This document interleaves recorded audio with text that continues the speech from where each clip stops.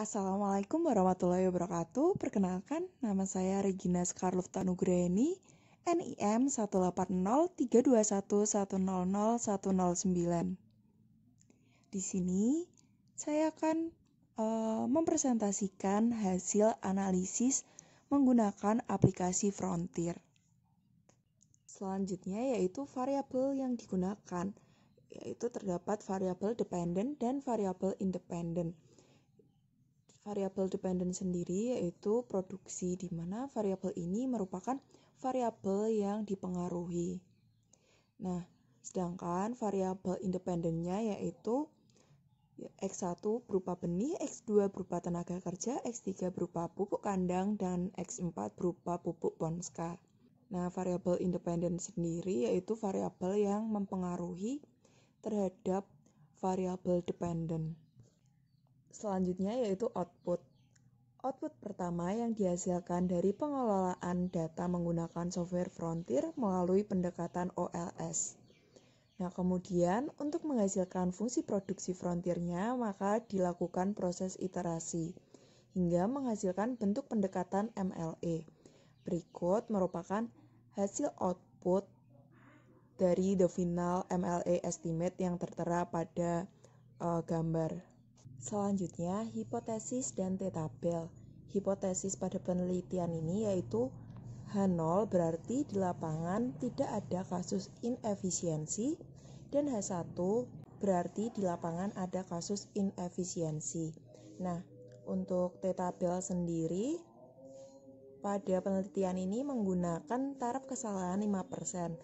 Nah, untuk memperoleh nilai t-tabel dapat dicari menggunakan penjumlahan dengan rumus tin V dalam kurung taraf kesalahan, jumlah data dikurangi variabel independen, sehingga jumlah data 120 dikurangi 4, sehingga dapat dimasukkan rumus tin V dalam kurung 0,05, 116, sehingga diperoleh t-tabel sebesar 1,9806. Nah, selanjutnya yaitu interpretasi dari output the final MLE estimate. Nah, nilai LR sendiri itu menunjukkan di lapangan ada tidaknya inefisiensi. Dari output dari hasil analisis keluar output bahwa nilai LR sebesar 0,69 sekian E plus 01, sehingga dapat diketahui bahwa nilai LR adalah 0,690 dikali 10, sehingga nilai LR adalah 6,90. Sedangkan diketahui nilai number of restriction 2DF dengan taraf kesalahan 5%, sehingga diketahui nilai kode PAM sebesar 5,13. Diketahui nilai LR test lebih besar dari nilai kode PAM, yaitu 6,90 lebih besar dari 5,13. Artinya bahwa dalam analisis ini hipotesa H0 ditolak dan diterima hipotesa H1. Artinya bahwa di dalam model data daerah penelitian terdapat kasus inefisiensi. Nah, nilai gamma sendiri menunjukkan berapa persentase error term yang disebabkan oleh inefisiensi teknis. Dari hasil output, nilai t-tabel gamma sebesar 1,980 sekian dengan alfa 5% dan nilai t hitung pada gamma sebesar 17,089.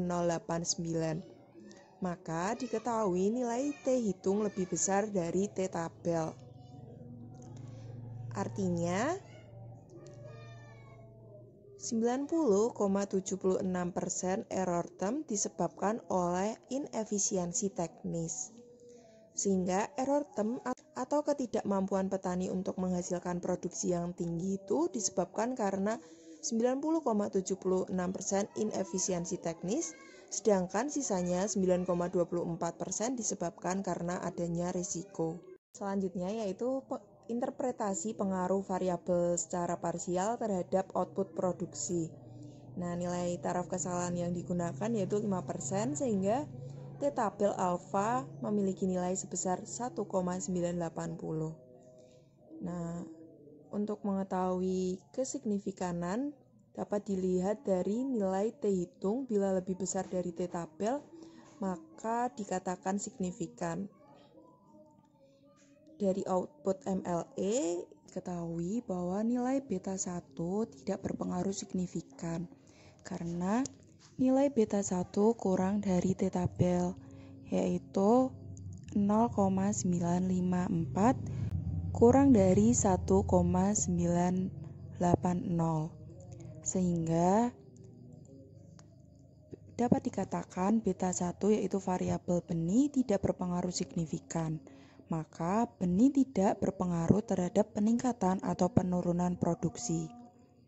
Untuk nilai beta 2 yaitu variabel tenaga kerja berpengaruh signifikan karena T rasio variabel tenaga kerja sebesar 3,014 lebih besar dari nilai T tabel 1,9.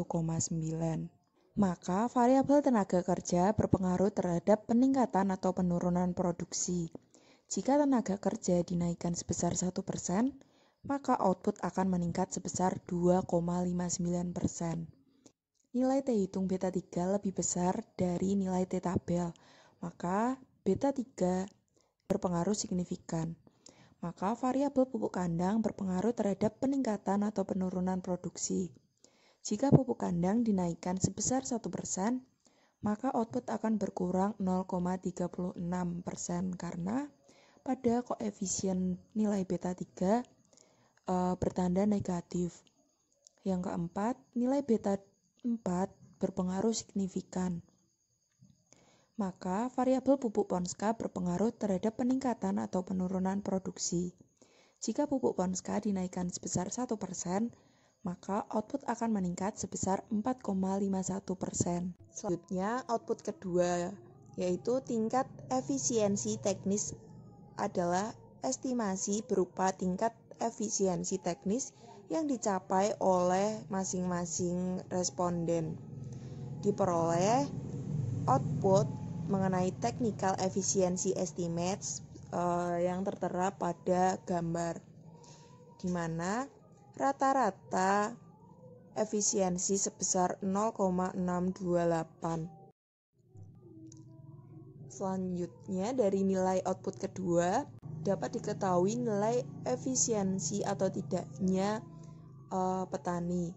Nilai efisiensi teknis jika lebih besar dari 0,8 maka petani dikatakan efisien secara teknis. Jika technical efisiensi kurang dari 0,8 maka petani dikatakan tidak efisien secara teknis. Nah, dari hasil output kedua diketahui hasil analisis nilai EFFS, di mana diketahui bahwa seluruh petani dari petani pertama hingga petani ke-120 mayoritas belum melakukan kegiatan produksi secara efisien. Hal tersebut didukung dengan rata-rata efisiensi yang dicapai di daerah penelitian adalah sebesar 0,6285. Artinya bahwa jika dilihat secara keseluruhan atau secara rata-rata, petani di lokasi produksi belum berproduksi secara efisien. Nah, petani yang memiliki efisiensi paling tinggi yaitu petani nomor 58 dengan nilai efisiensi teknis sebesar 0,8611 dan yang memiliki nilai efisiensi terendah adalah nomor 52 dengan nilai 0,241. Nah, total petani yang telah melakukan efisiensi teknis sebanyak 18 petani. Selanjutnya, hasil estimasi fungsi produksi MLE sendiri memiliki rumus YI sama dengan A plus AC X IJ ditambah dalam kurung FI min VU tutup. Nah, nilai Y dari analisis sebelumnya diketahui bahwa hasil estimasi yaitu Y sama dengan 0,318 plus 0x1 plus 0,209x2 min 0,209 0,216x3 plus 0,422x4 plus dalam kurung 0,1 min 0,9.